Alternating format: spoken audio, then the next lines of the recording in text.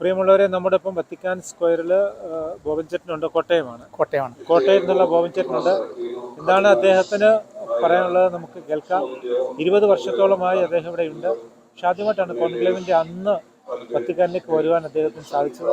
എന്താണ് അദ്ദേഹം പറയുന്നത് നമുക്കൊന്ന് കേൾക്കാം. ഞാൻ 20 വർഷമായിട്ട് റോമിൽ താമസിച്ച് ജോലി ചെയ്യുന്നൊരു വ്യക്തിയാണ്. 3 മാർപ്പാപ്പമാരെ നേരിട്ട് കാണുവാനും 3 മാർപ്പാപ്പമാരുടെ ശവസംസ്കാരത്തിൽ പങ്കെടുക്കുവാൻ എനിക്ക് സാധിച്ചിട്ടുണ്ട്. അത് ഒരു വലിയ അഭിമാനമായിട്ട് ഞാൻ കരുതുകയാണ്. പക്ഷെ ഒരു മാർപ്പാപ്പയെ തിരഞ്ഞെടുക്കുന്ന ഒരു കോൺക്ലേവിൽ ആദ്യമായിട്ട് ഞാൻ അതിൽ പങ്കെടുക്കുവാനായിട്ട് കഴിഞ്ഞിട്ടുള്ളത്. നമ്മുടെ ഈ വത്തിക്കാനിൽ ഇന്ന് ഒരു മാർപ്പാപ്പ തിരഞ്ഞെടുക്കാനുള്ള ഒരു വോട്ടിംഗ് നടക്കുന്നുണ്ട്. ആ വോട്ടിങ്ങിൻ്റെ ഭാഗമായിട്ടുള്ള അത് ലാസ്റ്റ് അതിൻ്റെ റിസൾട്ട് അറിയാൻ വേണ്ടിയാണ് ജനങ്ങൾ ഇവിടെ തടിച്ചുകൂട്ടിയിരിക്കുന്നത്. ഒരു നല്ലതായ ഒരു റിസൾട്ട് ഇന്ന് ഉണ്ടാകുവാനായിട്ട് കാത്തിരിക്കുന്ന ഒരു ദൈവജനത്തെയാണ് ഇവിടെ നമ്മൾ കണ്ടുകൊണ്ടിരിക്കുന്നത്. അതിന് വേണ്ടി നിങ്ങളോടൊപ്പം ഞാനും പ്രാർത്ഥിക്കുന്നു. എൻ്റെ പേര് ഹാരോൾഡ് അമ്പാട്ടോടയിൽ നിന്നാണ്. ഞാൻ പാലാ രൂപതയിൽ അച്ഛനാണ്. ഇപ്പോൾ കാനഡയിൽ മിസിസാഗ രൂപതയിൽ ശുശ്രൂഷ ചെയ്യുകയാണ്.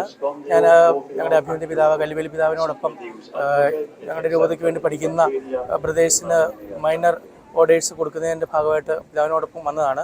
അപ്പോൾ ഈ ഒരു സന്ദർഭത്തിൽ നമ്മുടെ പുതിയ മാർപ്പാപ്പയുടെ തെരഞ്ഞെടുപ്പുമായി ബന്ധപ്പെട്ട കോൺക്ലേവ് തുടങ്ങുന്ന ദിവസം തന്നെ ഈ വത്തിക്കാൻ സ്ക്വയറിൽ വരിക എന്ന് പറയുന്നത് വലിയൊരു ഭാഗ്യമായിട്ട് കാണുകയാണ്.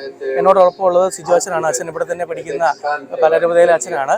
അപ്പോൾ അച്ഛനാണ് എന്നെ ഇവിടെ എല്ലാം നടന്നുകൊണ്ട് കാണിക്കുന്നത്. അപ്പോൾ നമുക്കറിയാം, നമ്മളെല്ലാവരും ലോകം മുഴുവൻ വലിയ പ്രതീക്ഷയോടുകൂടി ഉറ്റുനോക്കിക്കൊണ്ടിരിക്കുന്ന ഈ അവസരത്തിൽ നമുക്ക് പ്രാർത്ഥിക്കാം. നമുക്ക് സഭയെ നയിക്കുക ആത്മീയമായിട്ടും എല്ലാ തരത്തിലും അറിവും വിവേകവും വിശുദ്ധിയുമുള്ള നല്ലൊരു മാർപ്പാപ്പയെ കിട്ടാൻ വേണ്ടി നമുക്ക് പ്രാർത്ഥിക്കാം. അപ്പോൾ ഈ ഒരു സന്ദർഭത്തിൽ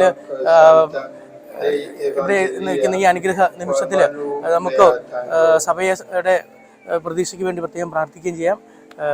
ശാലോം ടിവിക്ക് വേണ്ടി ഈ ഒരു ചെറിയൊരു സന്ദേശം പറയാൻ കിട്ടിയതിന് പ്രത്യേകം നന്ദി പറയുന്നു. Thank you.